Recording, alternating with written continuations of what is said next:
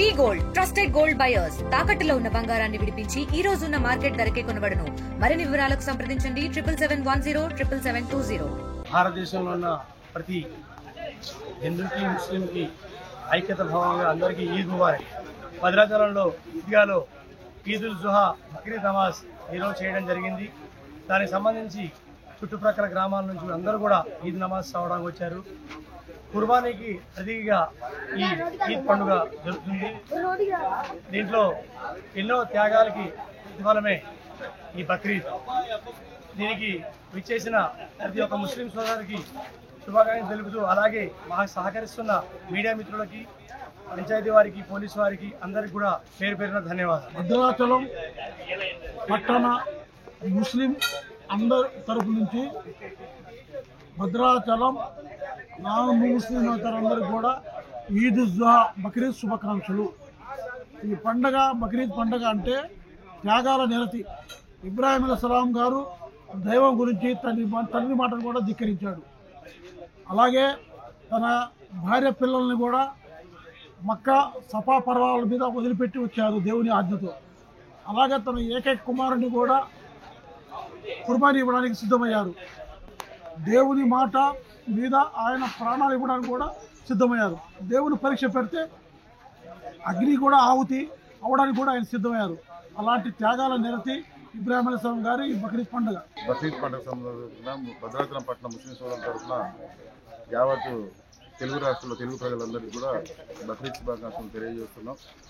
ముఖ్యంగా ఈ బక్రీద్ పండుగ త్యాగానికి, సహనానికి ప్రతీకగా ఈ పండుగ జరిపించుకుంటాం. ముఖ్యంగా మొహమ్మద్ ఇబ్రాహిం గారి వృద్ధాప్యంలో పుట్టక ఒక కుమారుడు ఈసా అలైహిస్సలాం గారు పుడతారు. ఆ కుమారుణ్ణి మరి అల్లా ఆయనకి ఆదేశిస్తాడు, నీ కుమారుణ్ణి మరి కుర్బానీ ఇవ్వాలి, బలి ఇవ్వాలని చెప్పేసి.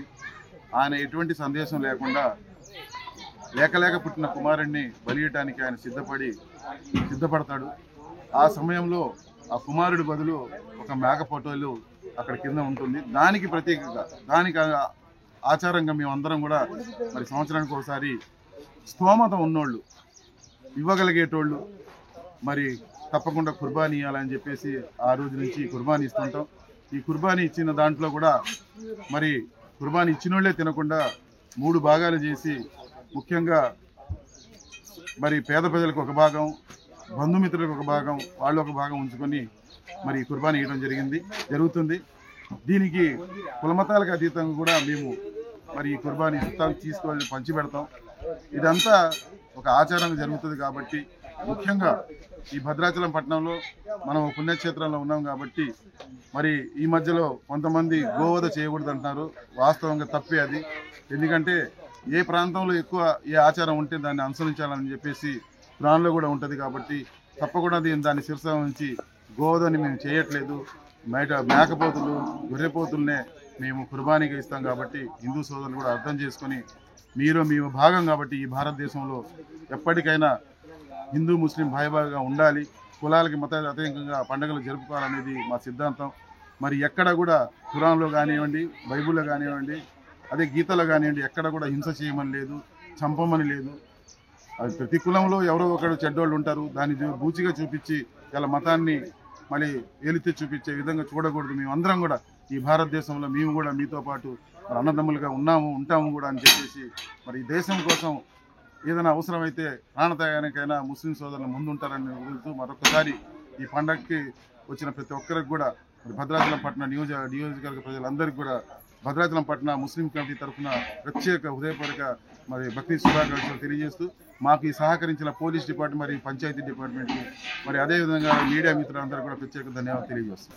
ఈదుల్ జుహా నమాజ్ చదువుకున్న ముస్లిం సోదరులందరికీ ప్రత్యేక శుభాకాంక్షలు తెలియజేసుకుంటూ, అలాగే ఈ పండుగ యొక్క ప్రత్యేకత ఏంటంటే త్యాగం, నిరతి, కృషి యొక్క నిదర్శనమే ఈ పండగ. అందరికీ సమకాలికంగా ఉండే పండగ.